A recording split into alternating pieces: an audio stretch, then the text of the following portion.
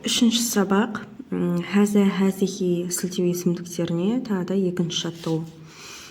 Енді мына жерде хәза шариғун деп тұр, яғни бұл көше. Мына жерде екі түрлі берілген. Бірінші шариғун көше және уисадатун жастық деген. Енді біреуі ертегінде тұр, біреуі әйелтегінде тұр. Енді мына жерде хәза бізде ертегінде тұрғандықтан мына жердегі бос орынға ертегіндегі сөзді қоямыз. Сөзде хәза шариғун бұл көше болады. Енді келесі хәза тұр. Мына жерде екі түрлі сөз тұр. Уисадатун жастық, бәбун есік. Хәза ертегінде тұр. Уисадатун әйелтегінде, себебі тамарбутта тұр. Бәбун ертегінде тұр. Сондықтан хәза бәбун болады. Бұл есік. Келесі хәзихи бұл әйелтегі.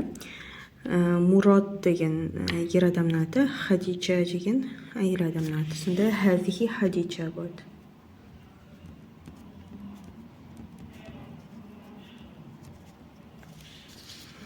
Келесі хәзихи бұл деген сөздің әйелтегі.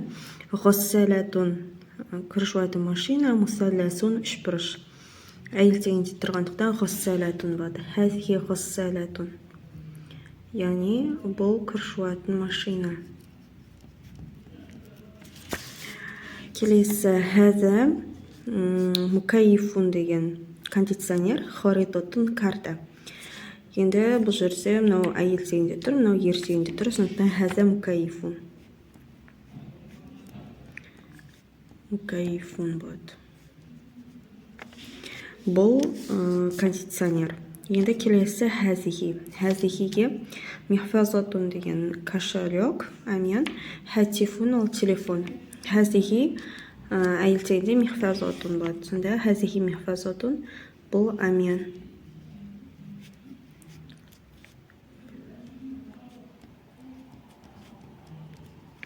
Келесі хәза назаратун очки, риялун риал ақша.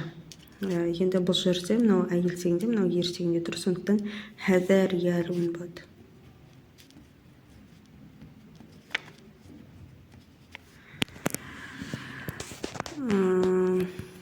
Хәза риялун бұл риал. Жалпы осылай.